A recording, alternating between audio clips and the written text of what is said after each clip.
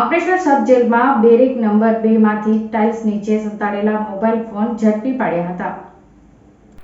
અંકલેશ્વર સબ jail અત્યાધુનિક રીતે તૈયાર કરવામાં આવી છે, ત્યારે છેલ્લા 2 વર્ષથી કાર્યરત અંકલેશ્વર જેલમાં પ્રથમ વખત મોબાઈલ ફોન મળી આવ્યોની ઘટના સામે આવી છે। ઘટનાની વિગતો અનુસાર અંકલેશ્વર સબ જેલના ઇન્ચાર્જ જેલર જિગ્નેશ વસાવા જેલમાં ગત રોજ વિઝિટ કરી રહ્યા હતા। તે દરમિયાન બેરેક નંબર 2 માં રહેલા કેદીઓની ગતિવિધિ શંકાસ્પદ લાગતા તેમના દ્વારા સ્થાનિક જેલના પોલીસ સ્કોડ જોડે બેરેક નંબર 2 માં સર્ચ કરતા વેસ્ટર્ન ટોયલેટના અંદર પ્રવેશતા ડાબી બાજુમાં ટાઇલ્સની નીચે છુપાવેલા પોકો કંપનીનો એન્ડ્રોઇડ ફોન મળી આવ્યો હતો, જે સિમ કાર્ડ જોડે ચાલુ હાલતમાં મળી આવ્યો હતો।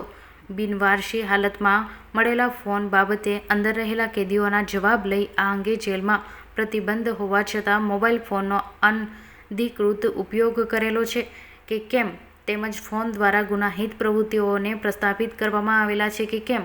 જેલમાં પ્રતિબંધિત વસ્તુઓ જેલની અંદર કેવી રીતે ઘુસાડી તે અંગે શહેર એ ડિવિઝન પોલીસ મથકે અજાણ્યા ઇસમ વિરુદ્ધ ગુનો ઇન્ચાર્જ જેલર જિગ્નેશ વસાવાએ નોંધાવ્યો હતો, જે ફરિયાદ આધારે શહેર એ ડિવિઝન પીઆઈ દ્વારા તપાસ શરૂ કરી મોબાઈલને જપ્ત કરી તેના ટેકનિકલ સર્વેલન્સ અને ડેટા એનાલિસિસ, કોલ ડિટેલ સહિતની વિગતો મેળવવાની તજવીજ શરૂ કરી હતી।